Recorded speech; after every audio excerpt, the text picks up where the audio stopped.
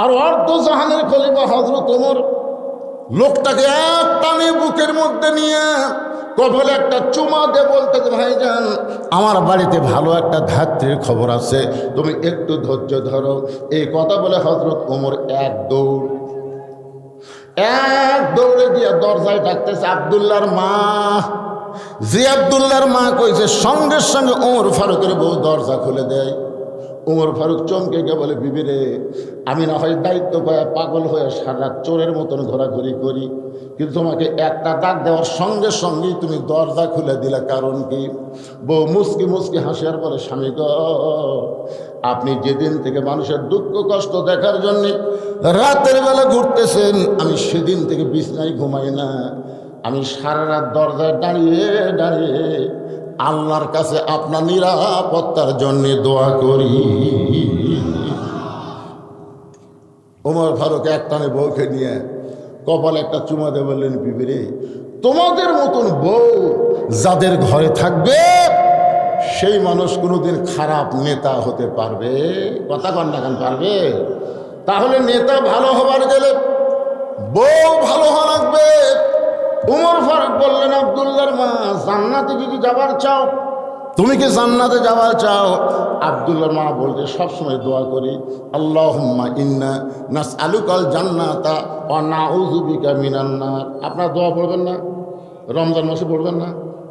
ওমর ফারুক বইয়ের হাত ধরে ঝাঁকিতে বললেন, দোয়া করলে হবে না, সবসময় দোয়া, জান্নাতের জন্য দোয়া করলে হবে না, দাওয়া লাগবে, দাওয়া। বউ বলতেছে দোয়া করলে হবে না, দাওয়া লাগবে, তার মানে?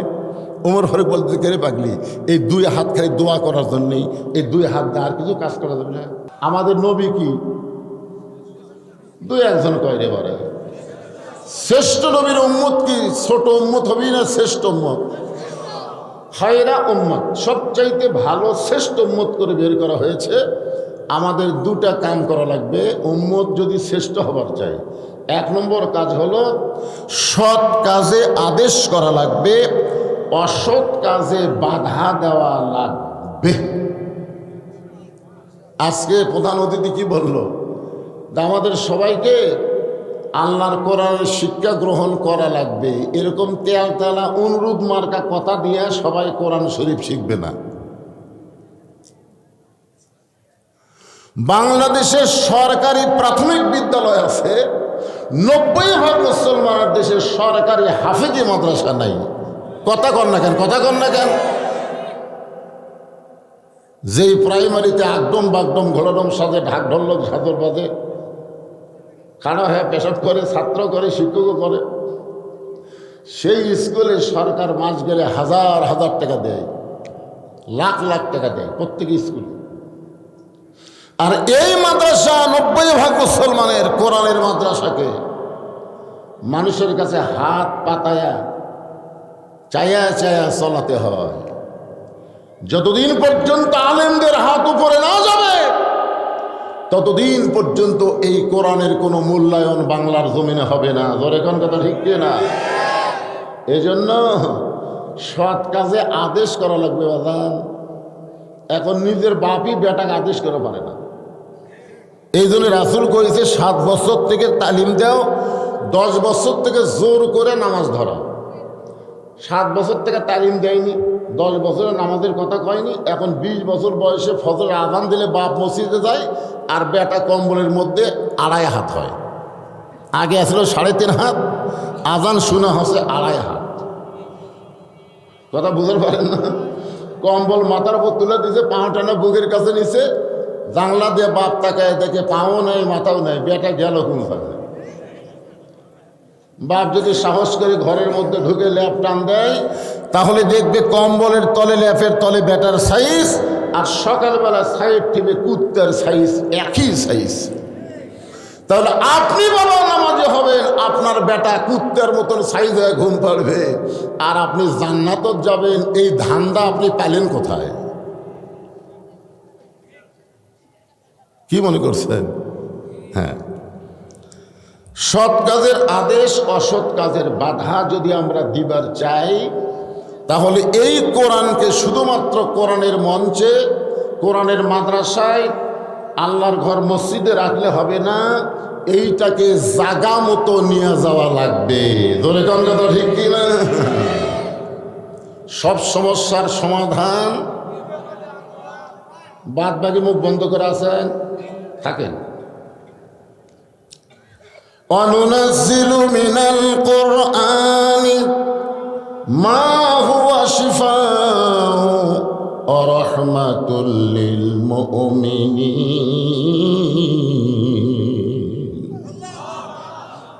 এই আয়াতের বাংলা অর্থ হলো সব সমস্যার সমাধান মুমিনদের জন্য দিতে পারে আল কোরআন, সবার জন্য না।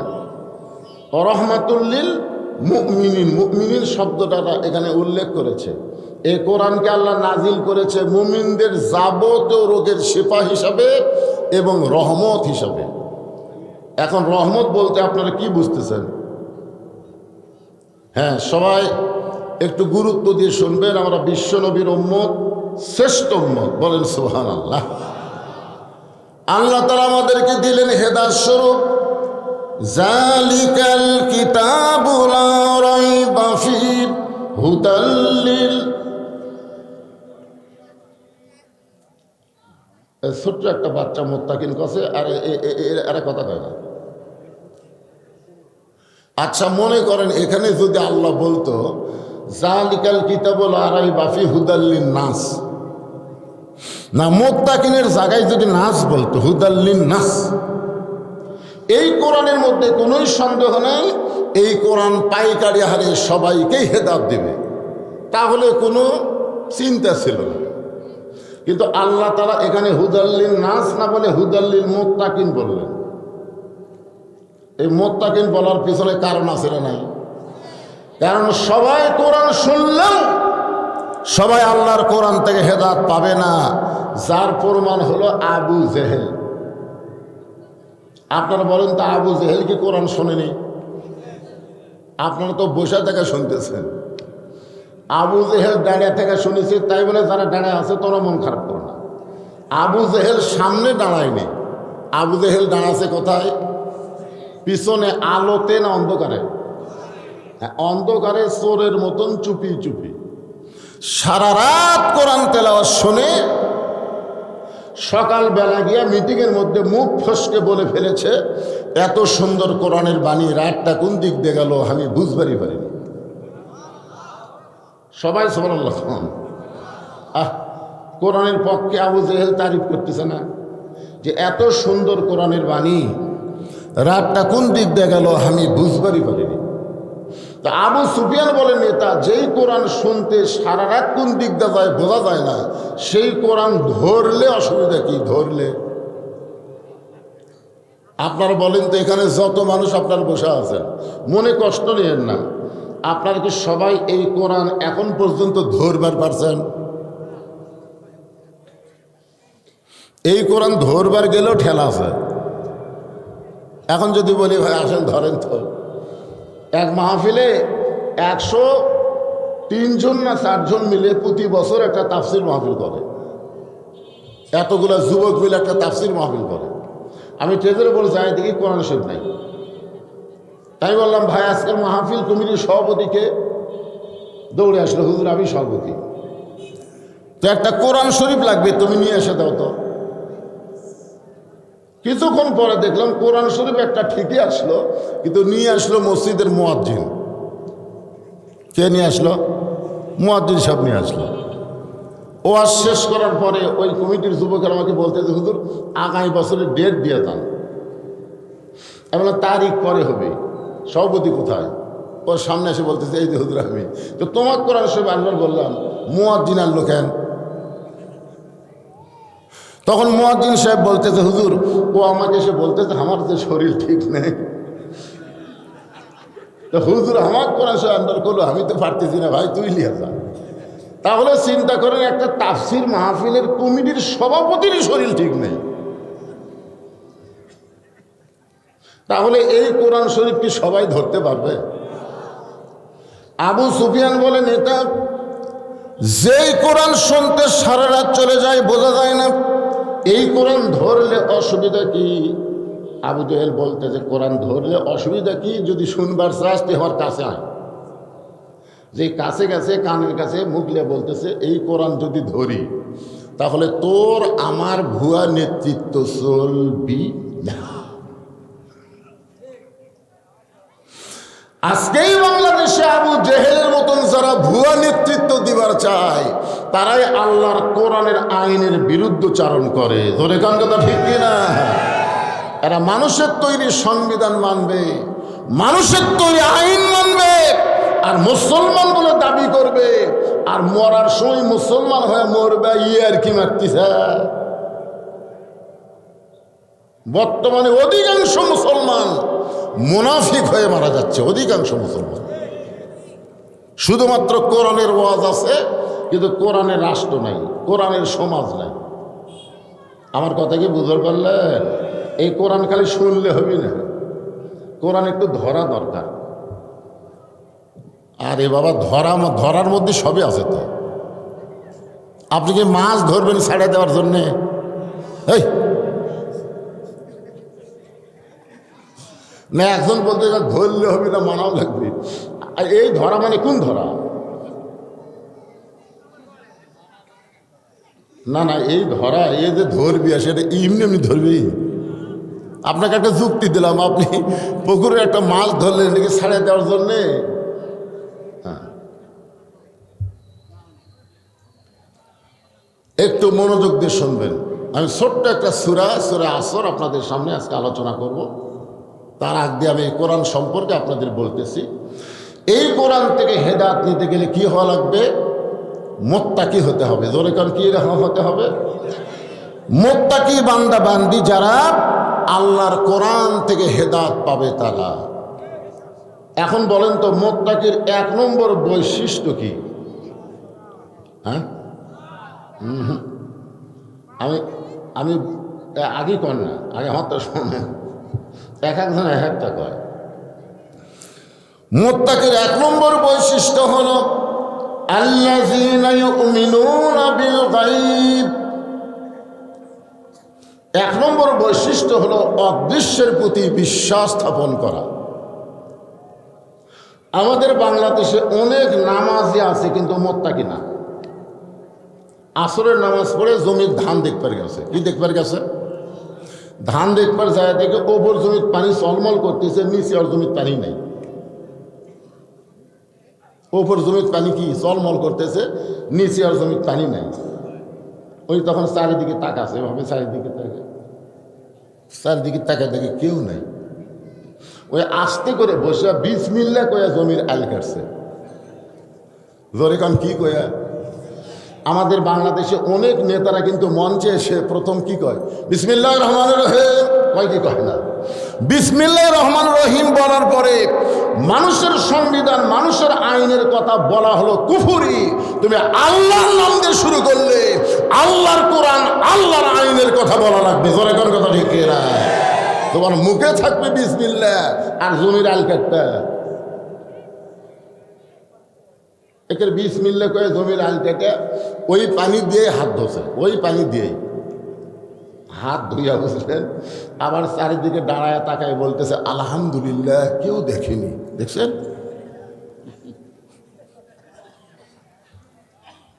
সুদের টাকার গোস্ত, ঘুষের টাকার মাছ। বিসমিল্লাহ কয়ে শুরু করে দোয়া দরুদ সবই পড়ছে, আবার খাওয়া হয় আলহামদুলিল্লাহ। আপনারা বলেন তো, ওই নামাজের ভিতরে যদি তাকওয়া থাকতো, ঈমান থাকতো, ওই লোকটা কেউ না দেখলেও কে দেখতেছে? আরো জোরসে বলেন। তোমার 2 কান্দে 2 মোহরি, লেখিতেছেন ডায়েরি, দলিল দেখে রাই দিবে, টাকা পয়সার নাই কারবার। এ মুরব্বীর কি হলো রে ভাই? এই এখন উঠে রে না, ঠিক আছে, এত বয়সের লোকেরা ওয়াজ না শোনাই ভালো। আমি এই জন্যই বলতেছি, শোনেন, এই শোনেন, আমার মতন এরকম বয়স নিয়ে, আমার ভাইয়ের মতন বয়স নিয়ে যখন আমরা আল্লাহর কাছে দাঁড়াবো, বুঝলেন, তখন আল্লাহ বলবে তোমার বুড়া বয়সের কোনো হিসাব আমি চাই না, তোমার শৈশব কালেরও কোনো হিসাব দেওয়া লাগবে না, খালি যৌবন কালের হিসাব দিয়ে জান্নাত চাও। কোন কাল? আরো জোরে কোন কাল? এখন আমাদের বাংলাদেশের অবস্থা কি? যখন হচ্ছে চামড়া ঢিল, আল্লাহর সাথে দিছে মিল। যৌবনকালে মসজিদত দেখা যায় নাই, বুড়াকালে সিয়াল্লে মসজিদত গেছে। মানে এখন ঠিক মতো আর বসবারও পারে না, উঠবারও পারে না। এখন লাতিক কছে যে সামনে কাতারে সব বেশি, তুই সিয়ারটা সামনে কাতার থুয়ে আসিস যা। এখন ওই দাদার কথা মতো লাতির সামনে কাতার সিয়ার থসে। মসজিদের ইমাম সাহেব দেখতেছে সিয়ার যাই বসে নামাজ পড়বি, ওই আমার তালুকদার মসজিদের জায়গা ওর বাপ দিছে। এখন কি করবে গ্রন্থ? আপনারা বলেন তো, যেই কাতারে সিয়ার থাকবে ওই কাতারে 27 গুণ সওয়াব হবে। এ কথা বল না কেন? 27 গুণ সওয়াব হবে? 27 গুণ সওয়াব নিতে গেলে কাতার সোজা করা লাগবে, কাতার হেঁকা বেঁকা করা যাবে না। আর যেই কাতারে সিয়ার থাকে ওই কাতারের পায়ের গোড়ালি কোনোদিন সোজা হয় না। কথা বল না কেন? তোর যৌবনকাল কি করছো? এই জন্যে যেই কাতারে সিয়ার থাকবে ওই কাতারে আপনারা 1 গুণ সব পাবেন, কিন্তু 27 গুণ পাবেন না। পাবার যদি চান সিয়ার আস্তে করে দ্বিতীয় কাতার দেন। দ্বিতীয় কাতারের লোকেরা যদি মনে করে আমরাও 27 গুণ চাই, তাহলে তৃতীয় কাতার দেন। তৃতীয় কাতারের লোককে আমরাও 27 গুণ সব চাই, চতুর্থ কাতারে দেন। এক সময় দেখবেন একটা সিয়ারও মসজিদে নাই, সব বারান্দা এতিমের মতন পড়ে আছে। জোরে করে কথা ঠিক কিনা? সরকারি চাকরি করতে যেরকম একটা বয়স লাগে, নামাজ পড়তে গেলে রুকু সেজদা ঠিক মতো করবার গেলে যৌবনের দরকার আছে না নাই? জোরে করে আছে না নাই? এই জন্য কখন থেকে নামাজ? কখন থেকে? 7 বছর থেকে তালিম দেন, আর 10 বছর থেকে জোর করে ধরান। কিন্তু 10 বছরে কিছুই কয়নি, 20 বছরে বেটা কয় সবা মসজিদে যাই, বেটা খালি চোখ লাল করে তাকায়। এখন কি করবেন? ঘাট ধরবেন? ঘাট ধরলে বুড়া কি বৃদ্ধাশ্রমে থেকে আসবে, যে তোর মতন বুড়া বাড়ির থাকার দরকার নাই। একটু মনোযোগ দিয়ে শুনবেন। মুত্তাকির 1 নম্বর বৈশিষ্ট্য হল আল্লাযীনা ইউমিনুনা বিল গায়ব। অদৃশ্যের প্রতি বিশ্বাস স্থাপন করা লাগবে। প্রত্যেকটা যুবক যদি বিশ্বাস করে তার 2 কাঁধে 2টা ফেরেশতা আছে, যতই রাত হোক না কেন জানলা দরজা বন্ধ করে কম্বলের মধ্যে অশ্লীল ভিডিও দেখতে পারবে না। কারণ দেখবার গেলেই তার বিশ্বাস হবে আমার 2 কাঁধে 2টা ফেরেশতা আছে। জোরে কোন কথা ঠিক কি না? আপনার বলেন তো, ফেরেশতা কি করার জন্যে? কি লিখবি রে? তাহলে আয়াতটা শোনেন, কিরামান কাতিবিনা ইয়ালামুনা মা তাফআলুন। তোমার 2 কাঁধে 2 মুহুরি লিখিতেছেন ডায়েরি, দলিল দেখে রায় দিবে, টাকা পয়সার নাই কারবার। কেরে যুবক, বিশ্বাস হয়? সবার হাতে একটা করে মোবাইল আছে। এরা যে রাত গভীর হলে কি করে, হায় হায়। আপনারা ওরা মনে করে যে আমরা যখন অকাম বদকাম করি তখন মনে ফেরেশতা ঘুম পড়ে।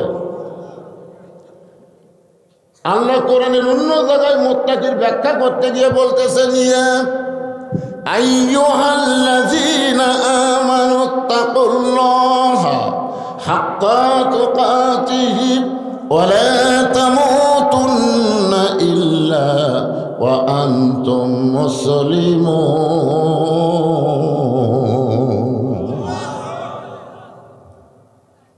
রে ইমানদারেরা, এখানে যত মানুষ আমরা আছি সবাই আল্লাহকে বিশ্বাস করি কি করি না?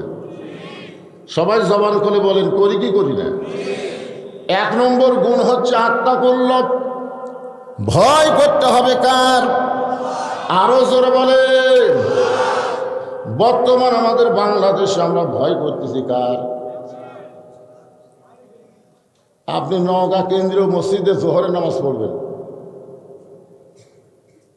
জোহরের নামাজ নিয়ত করছেন সামনে কাতারে পড়বেন, কিন্তু মসজিদের দরজা দিয়ে দেখেন আপনার পায়ের জুতের দাম 3000 টাকা। আপনি এখন বলেন তো, আল্লাহর ভয়ে জুতে দরজা থুয়ে আপনি কি মসজিদের মধ্যে ঢুকতে পারবেন? আত্তাকুল্লাহ, ভয় করতে হবে কার? তো তাহলে আপনি জুতা কি করবেন? তা নিয়ে কথা কন কেন? যারা শক্তি সেরা কন, জুতা কি করবেন? জুতা হাতত নেবেন। আপনি বলেন তো কার ভয়ে জুতা হাতত দিলেন?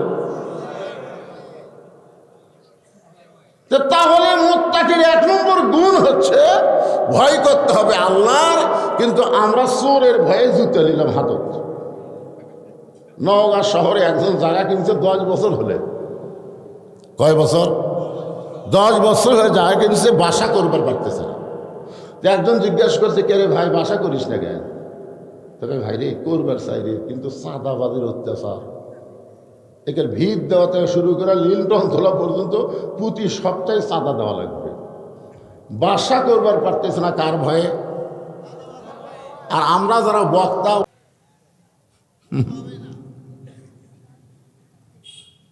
বুঝবার পারেনি। বাংলাদেশের শিক্ষামন্ত্রী, বাংলাদেশের অর্থমন্ত্রী, এরকম মন্ত্রী আছে না নাই? জনগণ আছে না নাই? ওসমান গনিকে যে ওমর ফারুক অর্থমন্ত্রী বানাচ্ছে এমনি এমনি।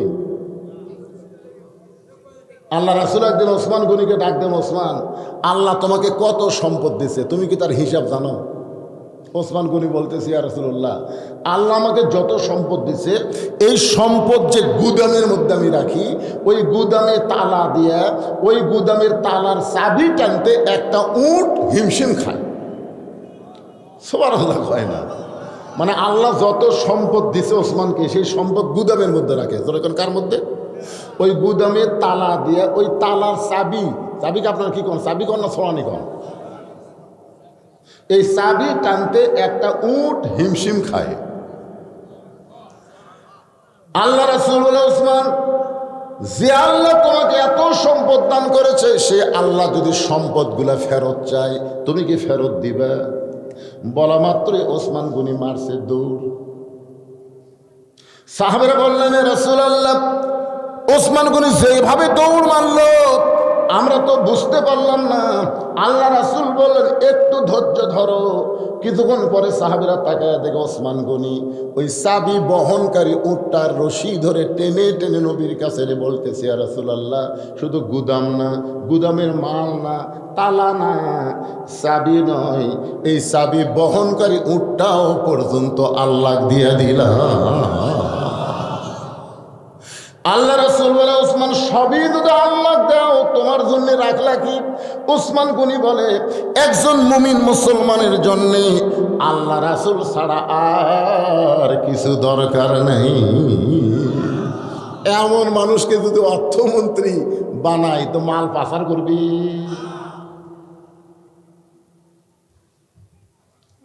ওসমান গনি বলে, আব্দুল্লাহ, আজকে জুমার দিনে সবাই নতুন পোশাক পরেছে, আর তুমি পুরাতন কাপড় কেন পরলে? আব্দুল্লাহ বলতেছে, আমি যদি আজকে নতুন পোশাক পরতাম তাহলে আমার বাবার জুব্বা লম্বা হতো না। আব্দুল্লাহ বলতেছে, যেদিন থেকে আমার বাবা মদিনার খলিফার দায়িত্ব পাইছে, সেদিন থেকে আমার বাবার চাইতে নরম মানুষ এই দুনিয়াতে আর কেউ নাই। সুবহানাল্লাহ বলনা কেন? আব্দুল্লাহ বলতেছে, আমার বাবা যখন সাহাবী ছিল তখন আল্লাহ নবী বলেছেন, ওমর যে রাস্তা দিয়ে যায় ওই রাস্তা দিয়ে শয়তানও 40 দিন যাইতে ভয় পায়। কিন্তু যেদিন থেকে খলিফা হয়েছে, খেলাফতের দায়িত্ব পাইছে, সেদিন থেকে আমার বাবার চাইতে নরম মানুষ কেউ নেই। ইসলাম কোরআন দিয়ে যখন রাষ্ট্র চলবে, তখন দায়িত্ব পাওয়ার আগে গরম থাকবে, আর দায়িত্ব পাওয়ার পরে কথা পায় না। আর মানুষের তৈরি আইন দিয়ে যখন রাষ্ট্র চলবে, তখন দায়িত্ব পাওয়ার আগে নরম হবে, আর দায়িত্ব পাওয়ার আগে মশান বাড়ে, পরে মশান বাড়ে। দেখেন তো এখন যারা ভোটার ডান আছে, এরকে চরিত্র দেখছেন? আয় হায়, গাড়ির থেকে নামে ফকিরুল সালাম দেয়। নেতা গাড়ির থেকে নামে ফকিরুল সালাম দিচ্ছে, সালাম চাচা কেমন আছেন? চাচা খেলে মাথা ঘুরে। নেতা বলে, কি দেখেন? বলে, কাক সালাম দিলেন? আপনাকে দিলেন। কারণ ভিক্ষা করে খায়, ভোটের আগে। আমার মতো নরম কেউ নেই। ওরে বাবা,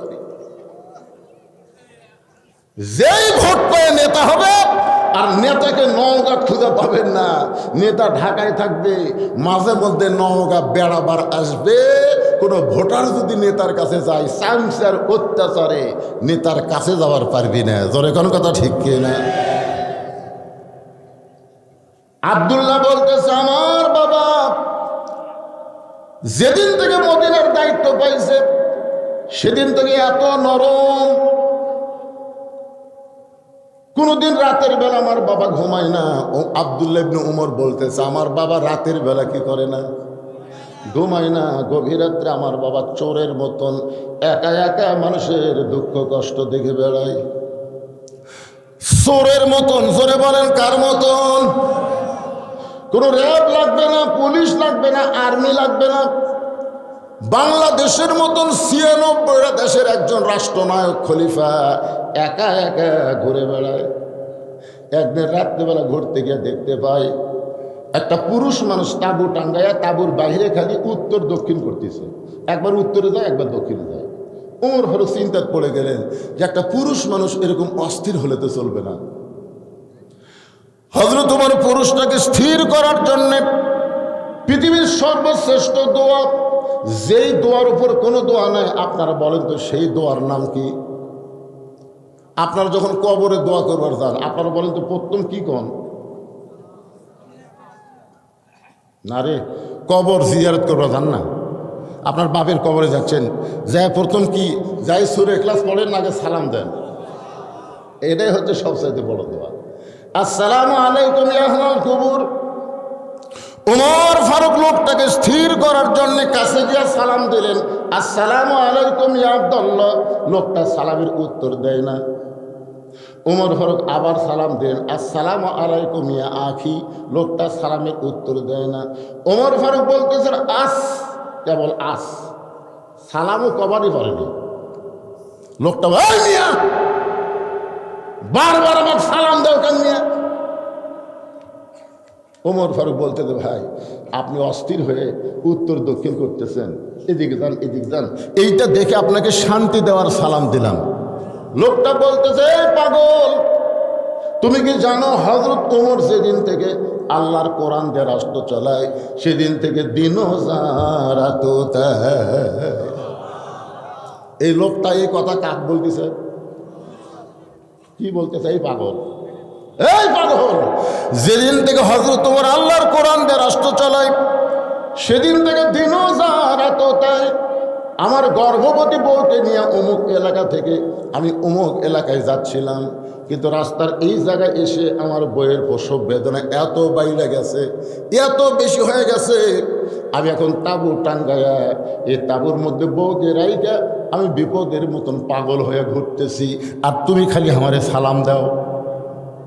তুমি জানো আমার বউটা কত কষ্টে আছে, আমি পুরুষ মানুষ কিছুই করতে পারতেছি না, এই কারণে আমি অস্থির হয়ে ঘোরাফেরা করতেছি, আর তুমি না বুঝে পাগলের মতো আমাকে সালাম দাও। ওমর ফারুক লোকটাকে এক টানে বুকের মধ্যে নিয়ে কপালে একটা চুমা দিয়ে বলে, ভাইজান আপনি কোনো চিন্তা করেন না, আমার বাড়িতে ভালো ধাত্রী আছে। সুবহানাল্লাহ, জোরে গান। একটা মেম্বার হলে, বর্তমান বাংলাদেশে একটা মেম্বার হলে ওর চাপাত লাগতে পারত। আর অর্ধ জাহানের খলিফা হযরত ওমর লোকটাকে এক টানে বুকের মধ্যে নিয়ে কপালে একটা চুমা দিয়ে বলতে, ভাইজান আমার বাড়িতে ভালো একটা ধাত্রীর খবর আছে, তুমি একটু ধৈর্য ধরো।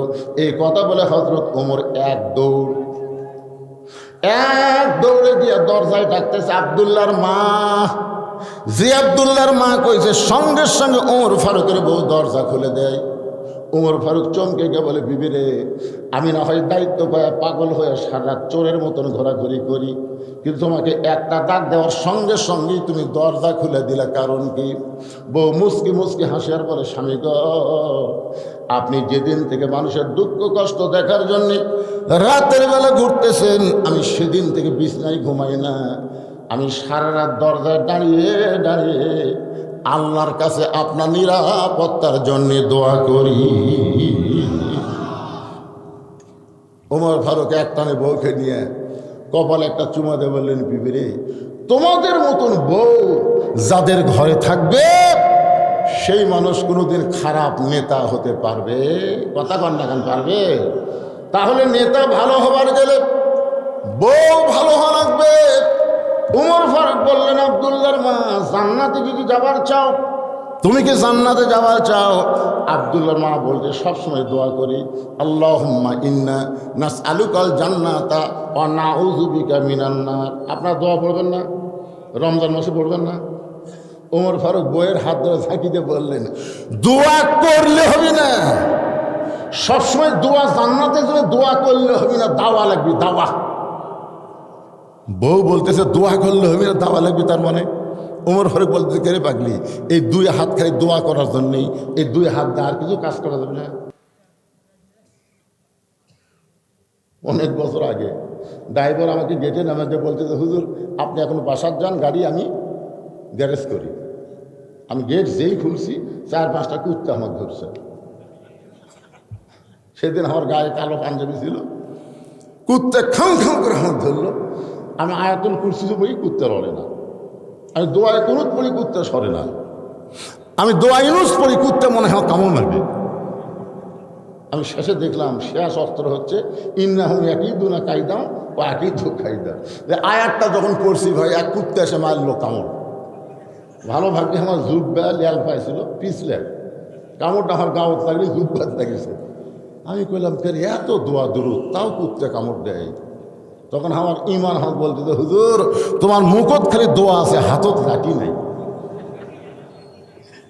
খালি লাঠি থাকলে এত দোয়া লাগে। এক কুত্তের পাশাত বাড়ি মারলে বাকি 3টে এমনি দৌড় মারবে। জোরে কোন কথা ঠিক না? বাংলাদেশের মানুষ খালি দোয়া দিয়ে বাংলাদেশকে ভালো করতে পারবেন না। এ দেশকে সাইজ করতে গেলে দোয়ার সঙ্গে লাঠিও লাগবে। জোরে কোন কথা ঠিক না? এই দুই হাত খালি দোয়ার জন্যই নাকি? ওমর ফারুক বললেন, বিবি শুধু দোয়া দিয়ে জান্নাতে যাওয়া যাবে না। বউ বলে, তাহলে কি করা লাগবে? বলে এই অস্ত্রগুলো নাও। এই মানে কি, একটা প্রসব, একটা গর্ভবতী নারী প্রসব ব্যথায় ভুগতেছে, তার বাচ্চা ধরতে গেলে যা যা লাগবে এইগুলো অস্ত্র নিয়ে বের হও। এবার হযরত ওমর ফারুকের বিবি সবগুলো জিনিস বের হয়েছে। ওমর ফারুক যে তাঁবুর অপর পৃষ্ঠা দিয়ে ঢুকিয়ে দিয়েছে। অপর পৃষ্ঠা দিয়ে ঢুকিয়ে দেওয়ার পরে কিছুক্ষণ পরে ওমর ফারুকের বউ বলতেছে, ইয়া আমিরুল মুমিনিন, আপনার বন্ধুকে খবর দেন তার বিবি বাচ্চা দুইটাই সুস্থ আছে। আপনার তো সুবহানাল্লাহ করলেন, কিন্তু ওমর ফারুক তাকে দেখে লোকটা নাই। লোকটা কুটিরে তাকে দেখে পায়ের কাছে গড়াগড়ি করছে। ওমর ফারুক বললেন, কে ভাই এদিকে? তাঁবুর মধ্যে থেকে কি করলো? ইয়া আমিরুল মুমিনিন, মানে আপনি হযরত ওমর? তাহলে আপনি আমাকে সালাম দিয়েছেন, আমি সালামের উত্তর না নিয়ে যে খারাপ ব্যবহার করছি। আপনি রাস্তাতে গেলে শয়তান নাকি 40 দিন যায় না, তাহলে কি হলো? ওমর ফারুক বললেন, ওরা দায়িত্ব পাওয়ার আগে, যেদিন থেকে দায়িত্ব পাইছি সেদিন থেকে আমার চাইতে নরম মানুষ আর কেউ নাই। আব্দুল্লাহ বলতে, সাহাবীরা শোনো, দুনিয়ার সমস্ত মানুষ যখন ঘুমায় গেছে, আমার বাবা তখন ঘুমায় না, চুপি চুপি আমার দরজায় গিয়ে ডাকতেছে, আব্দুল্লাহ আব্দুল্লাহ বলে। আমি দরজা করে তাকাই, দিকে বাবার হাতে একটা পাঞ্জাবি। আমি বললাম, বাবা একটা পাঞ্জাবি বাইতুল মাল থেকে আমার দেওয়া হয়েছে, এই গভীর রাত্রে আর একটা দিবার আইছেন। ওমর ফারুক বলে, ব্যাটারে আমি তোকে আর একটা দিবার আসিনি বাজান, এই পাঞ্জাবিটা আমার ভাগে পড়েছে। এখন তুই বল, এই ছোট পাঞ্জাবি পরে আগামীকাল আমি খুতবা দিলে কেমন লাগবে? কারণ মুসল্লির পাঞ্জাবি ছোট হলেও সমস্যা নাই, কিন্তু ইমামের দিকে সবাই তাকায়। কথা কর না কেন? কোথায় যাবেন? হ্যাঁ, কত দূর? একসাথে যাবো তো।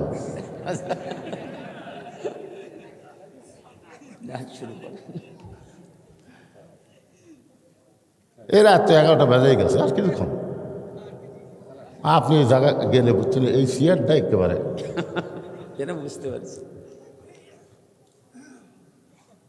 কি কন। আল্লাহ রাসূল কিন্তু কলেমার দাওয়াত দিয়ে আগে বেলালের কাছে যায়নি, আগে আবু জেহেলের কাছে গেছে। কারণ আবু জেহেলের মতন মানুষ যদি ভালো হয় তাহলে সাধারণ মানুষগুলি এমনি ভালো হবে।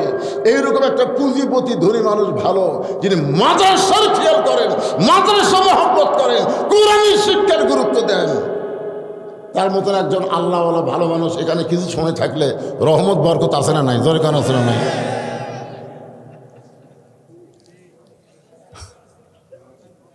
কি বেজার হচ্ছেন? এখানে কিন্তু মারাত্মক একটা গল্প আমি শোনাব। সেটা হলো ইমামের দাড়ি মানুষ মুদ্দা মাপে, জানেন? আমার কাছে একজন ফতোয়া দিছে, হুজুর ইমামের দাড়ি যদি এক মুষ্টির নিচে হয় তার পাশে নামাজ হবে। আমি বললাম, তুমি ইমামের দাড়িতে হাত দিসলে, ইমাম দাড়িতে হাত দিবার দিল, তুমি কিভাবে মাপলে? ইমাম যখন খুতবা দিছে আমি দূরে বসে মুদ্দা আন্দাজ করছি, মানে আমার মুড ইমামের দাড়ি দেখে দাড়ি একটু ছোট দেখা যায়। আমি বললাম, দেখো ইমামের দাড়ি তুমি এক মুষ্টি ছোট যেটা নামাজ হবে কিনা ফতোয়া চাচ্ছ, তোমার দাড়ির খবর কি? আমার নাই। তাহলে যেই বাংলাদেশে ইমামের দাড়ি এক মুষ্টির নিচে হলে মানুষ তার পাশে নামাজ পড়বার চায় না, তাহলে সমস্ত মুসল্লির চোখ ইমামের দিকে আসে না নাই? তো শুধু ইমামের দিকে আপনার তাকান কেন? যারা ভোট চাবার নেতা হবার চায় এদের দিকে তাকানোর দরকার আছে না নাই? জোরে কান আছে না নাই? একটা হলো মসজিদের ইমাম আর একটা হলো সমাজের ইমাম। মসজিদের ইমাম ভালো চান, কিন্তু সমাজের ইমাম কেমন চান? উমর ফারুক বললেন, বেটারে এই ছোট পাঞ্জাবি করে আমি কেমনে খুতবা দেই, তোর জুব্বাটা আমাকে দিয়া দে। আব্দুল্লাহ বলে, আমার কাপড় আমার বাবাকে দিয়া দিলাম। গভীর রাত্রে বাবা তার কাপড় আমার কাপড় একত্র করে লম্বা জুব্বা পরে খুতবা দেয়। এখন বলো বাবার খুতবা শোনা যায় কিনা যায়? সমস্ত সাহাবীরা চিল্লায় বলে, আল্লাহর কোরআন দিয়ে যখন রাষ্ট্র চলবে এমন ভালো মানুষকে নেতা হিসাবে দেখা যাবে। আমরা সেই কোরআন থেকে ছোট্ট একটা সূরাটার নাম হলো সূরা আসর। জোরে বলে নাম কি? আসর শব্দের অর্থ হলো সময়। সময়ের খুবই গুরুত্ব। যেরকম প্রধান অতিথি সাহেব সময়ের দিকে খেয়াল করে চিন্তা করতেছে, বাসায় যাই, কিন্তু আপনাদের মধ্যে এমন একজন মানুষ দাঁড়ায় বলেন তো, হুজুর আমি এখান থেকে বাড়ি যাবার পার বই। একটা লোক বুক থাবা দেখান, হুজুর আমার বাড়ি সবচাইতে নিকটে, আমি বাড়ি যাওয়ার পার বই। এই সামান্য কথাও বলার সাহস যদি আমাদের না থাকে তাহলে আমরা সময়ের গুরুত্ব কেন দিচ্ছি না? ওইদিকে কতগুলো ফ্যাস ফ্যাস করতেছে, ফ্যাস ফ্যাস।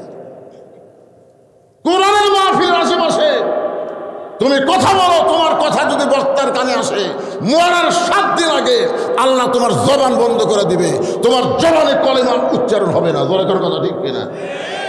ইয়ার কি মারতিছে? এটা হাট বাজার না, এটা বেহেশতের বাগান। আল্লাহ সময়ের শপথ করলেন, মিশে মায়ায় বন্দি থাইকা করলাম কত খেলা, পশ্চিমে তাকায়া দেখো তোমার ডুইবা গেছে বেলা, এক পলকের নাই ভরসা। এক পলক বোঝেন? তাহলে এই দিকে তাকে, আমার এই ভাইয়ের দিকে, এই পর্যন্ত বাঁচার গ্যারান্টি আমাদের। এক পলকের নাই ভরসা, মিশে সকল আশা, কখন বুঝি দারুণ ঝড়ে ভাঙবে তোমার বাসা। কি দেখতেছেন ভাই? দোয়া করবেন, হুজুর 6 তলার ভিত দিছি, 4 তলা কমপ্লিট হয়েছে, ওই যে রড বের করে দিচ্ছে হুজুর। 2 কান্দে 2 ফেরেশতা কয়, শয়তান উপর দিকে না তাকা, নিচের দিকে তাকা, তোর জন্য 6 তলা না পাগলা, তোর সময় শেষ, নিচতলা। ধরে পান কোন তালা? আল্লাহ সময়ের শপথ করলেন, ওয়াল আসর মানে সময়ের শপথ। সময় অত্যন্ত গুরুত্বপূর্ণ। আজকে যারা মাগরিবের নামাজ পড়েন নাই, এশার নামাজ পড়েন নাই, যারা নামাজ না পড়ে ওয়াজ শুনতেছেন, এ যুবকেরা, তোমরা বুঝবারই পারতেছ না, প্রতি মুহূর্তে মুহূর্তে তোমাদের হায়াত থেকে সময় ফুরে যাচ্ছে। কি মনে করতেছেন? যেই মাগরিব আজকে বাদ দিলে, যে এশা বাদ দিলে, মর রাত পর্যন্ত চেষ্টা করো, ওই সময় আর ফেরত পাবে না। আমি একদিন আয়নার সামনে দাঁড়ায় 5 মিনিট আমি কান্দিছি। কান দেখালে আল্লাহ করলাম, আল্লাহ তুমি যদি আমার ওই 30 বছর যে যৌবনকাল আসিল, খালি ওই 30 বছরের যৌবনকাল ফেরত দাও, যা আমার দিছ সব নিয়ে যাও। আমার এত বাড়ি ঘর সহায় সম্পত্তির কোনো দরকার নাই, আমার যৌবনের দরকার। বুঝতেছেন যুবক? বুঝতে পারতেছে না তোমার যৌবনের যে কি দাম তুমি আজকে বুঝতেছ না। যেদিন আমার মতন বয়স হবে সেদিন চোখ দেখালে পানি পড়বে। বাজান, সময়ের শপথ করে আল্লাহ বললেন, ইন্নাল ইনসানা লাফি খুসর। ইন্না মানে নিশ্চয়, ইনসান মানে মানুষ, লাফি মানে ভিতরে, খুসরুন মানে ক্ষতি। নিশ্চয় মানুষগুলো ক্ষতির ভিতরে। এ কথা কার? আমার দিকে খেয়াল করেন, সময় বেশি বাকি নাই, খুব বেশি সময় নাই তো। একত্রে অর্থ হবে নিশ্চয় মানুষগুলো ক্ষতির ভিতরে। এখন বলেন তো, এই মানুষ তৈরি করছে কে? সবাই আমার সঙ্গে বলেন, আদর করে মানুষ আল্লাহ বানায়া কেমনে দিবেন ক্ষতির মধ্যে ফেলিয়া। আল্লাহ বললেন তোমরা ক্ষতির মধ্যে পড়বে না, ইল্লাল্লাযীনা আমানু ওয়া আমিলুস সালিহাত ওয়া তাওয়াসাউ বিল হক ওয়া তাওয়াসাউ বিস সবর। এখানে 4টা বিষয় বলা হয়েছে, সংক্ষিপ্তভাবে আমি বলতেছি। 1 নম্বর হলো ঈমান। জোরে কোন 1 নম্বর কি? ঈমান যদি না থাকে আপনি যতই ভালো কাজ করেন আল্লাহর দরবারে কবুল হবে না। আপনার বলেন তো, নবীর চাচা আবু তালেব কেমন মানুষ ছিল? সবাই এক বাক্যে বলেন, কেমন ছিল? কেমন ভালো? আল্লাহ রাসূল বলেছেন, আমি মায়ের পেটে থাকা অবস্থায় এতিম ছিলাম, কিন্তু দুনিয়াতে আসার পরে এতিম ছিলাম না। সাহাবীরা বললেন, হুজুর মায়ের পেটে এতিম হলেন, দুনিয়াতে এসে এতিম ছিলেন না কেমনে?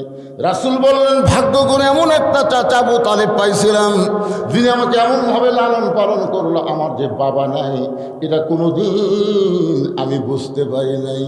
বাবার দরদ দিয়ে যিনি নবীকে লালন পালন করলো, ঈমান না থাকার কারণে ওই আবু তালেবকে আল্লাহ জাহান্নাম দিবে। তাহলে 1 নম্বরের নাম কি? সবাই বলে 1 নম্বরের নাম কি? আল্লাহ রাসূল বলেছেন, তুমি যত বড় পাপী হও না কেন, শুধু তো ঈমান নিয়ে যদি কবরে আসতে পারো, শুধু ঈমান নিয়ে যদি কবরে আসতে পারো, আমি রাসূল ওয়াদা দিয়া দিলাম তোমাকে বাহিরে রেখে আমি নবী জান্নাতে যাব না। এখন আপনারা খালি খেয়াল করেন, এই ওটা বসা, ওটা বসা না না, ঈমানের ওয়াজ শুনবেন না? ঈমান, নামাজ ভঙ্গের কারণ আছে না নাই? রোজা ভঙ্গের কারণ আছে না নাই? আমি দেখছি গত বছর এক লোক অজু করতে যায়, বলছেন অজু করতে যায়, পানি এখন গলার মধ্যে গেছে কিনা আল্লাহ ভালো জানে, উনি খালি ওয়াহ ওয়াহ ওয়াহ ওয়াহ করতেছে। আমি বললাম, কেন ভাই কি হচ্ছে? হুজুর কুলি করবার যা মনে হচ্ছে সামান্য পানি নিচের দিকে গেছে। আমি বললাম, এটা কে দেখছে? করছে কেউ দেখেনি হুজুর। তুই যে ওয়াক ওয়াক করতেছিস কার ভয়ে? চিন্তা করে দেখেন ভাইজান, গলার মধ্যে সামান্য পানি গেছে, এক আল্লাহ ছাড়া কেউ জানে না, অথচ এই লোকটার ঈমান থাকার কারণে খালি ওয়াক ওয়াক করতেছে। আপনার বলেন তো ফেরেশতারা কি বলতেছে? আল্লাহ আল্লাহ, তোমার এই বান্দা তোমার কোনোদিন দেখছে? কয় না। তো সামান্য পানি গলার মধ্যে গেছে কিনা সন্দেহ, ওয়াক ওয়াক করতেছে। এরাই তো জান্নাতিরে পাগল, এরাই তো জান্নাতি। নামাজ পড়তে পড়তে যে আঙ্গুল তোলেন না, আঙ্গুল তোলেন না ভাইজান, আত্মাহিয়াতু পড়তে পড়তে আশহাদু আল্লা ইলাহা ইল্লাল্লাহ তোলেন না, এই আঙ্গুল কি জন্য তোলেন?